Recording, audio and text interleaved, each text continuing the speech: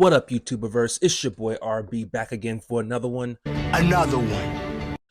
Today we talking about James Harden and Anthony Davis.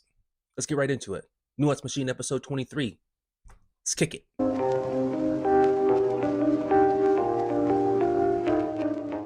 right, guys, so before we get started, let's check out my shirt.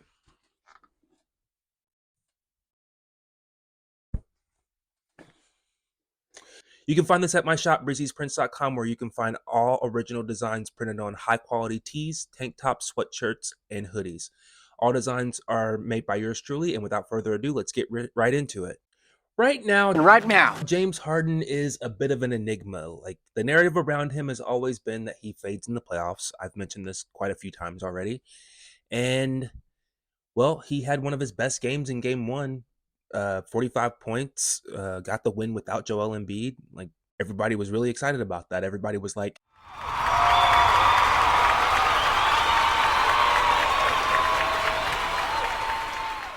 and then in game two, the whole team didn't show up. So then in game three, he has one of the worst games I've ever seen. He had 16 points, 3 of 14 from the floor, and 5 turnovers. Everybody was like, "Move this man!"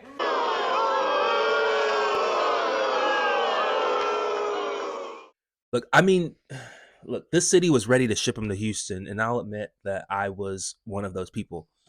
Because that performance was pathetic. Not only did he look slow, he was indecisive with the basketball. Like, he would get into the lane and didn't know what to do with it. I'm not sure what to do with my hands. It was just like he had the yips or something. Wait. You don't think I have the yips, do you? No, relax. And he's overthinking it, throwing the ball away. Yeah, it was a really bad performance from him. And on top of all of that, his shot wasn't going down. So now he's turning the ball over and he's missing shots. And I was about to record a video absolutely destroying James Harden. And luckily, it was the weekend. I had to clean out my garage and mow my yard. So I didn't get to that video. And he came out in game 4. And first, hold on. Before I go any further, just let me say, everything I say about these players is strictly about their play on the court. I don't want to forget that these guys are human beings and that most of them are actually pretty good human beings. And so James Harden invited John Howe, is a victim of the Michigan State school shooting that happened in February. And, I give James Harden a hard time for partying too much with Lil Baby and spending too much time simping at the strip club. But this was a classy move by James. This is a great gesture. And it must have inspired him because he went off. Comes out, scores 42 points, 9 assists, 8 rebounds, 4 steals, and a block. He showed up big on both sides of the floor, hit the game-winning shot in overtime, and that was an all-around great performance. It's just kind of head-scratching, though, how his highs can be this high. But his lows, man, they are down in the well. So, we're hoping to get consistency out of James Harden, but that looks like something we're not getting from him.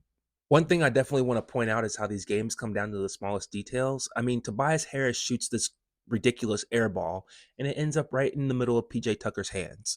Or how the Celtics hit a game-winning shot just a split second after the horn sound, so it didn't count. Smart. Got it. Did it count? They're going to review it by rule because it went through the basket as the time expired.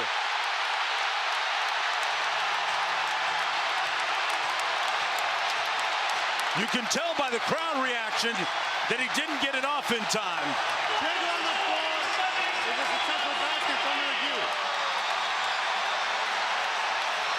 They took way too long, Doris, to get into their action. There's no question about it, and there's no doubt. That's not even close. Nope.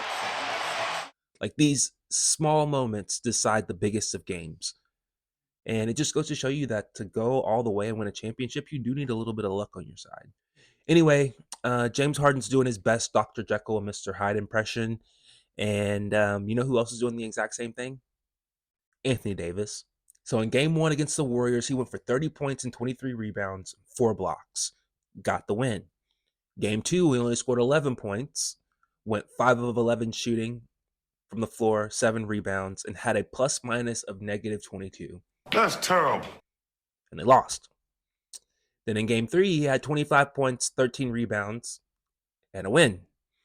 So I think it's safe to say that both the Lakers and the Sixers both win when their number 2 Who does number 2 work for?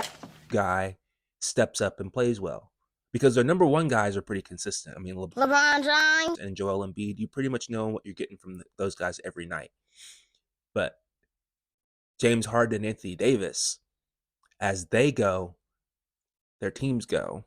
And if they perform, their teams perform. It's just been interesting how some of these players are extremely consistent and others are extremely inconsistent.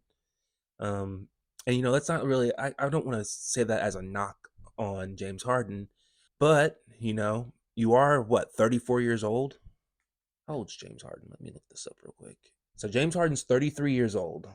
You can't be hanging out at the strip club and partying late with Lil Baby and expect to play well a couple days later or the next day or whenever. I just feel like James should know that by now. He should. I just feel like he should be out of that phase of his life by now. But I'm not here to judge the stuff he does off the court. It's just that I feel like that part of his off the court stuff affects what happens on the court. You see guys like LeBron James. He is so meticulous about his body and what he puts into his body. That's the reason why he's 38 years old and still playing at the level that he's playing at. So, I don't know if James Harden's partying or whatever is the reason why he's inconsistent, or if that's just the way James Harden is. It's hard to tell. But yeah, I think that it will be very beneficial for him throughout the rest of these playoffs to just take it easy and not have so many late nights. All right, guys, this is going to be all for this one. I'll catch you on the next one. Peace. Dark side, light this bitch up.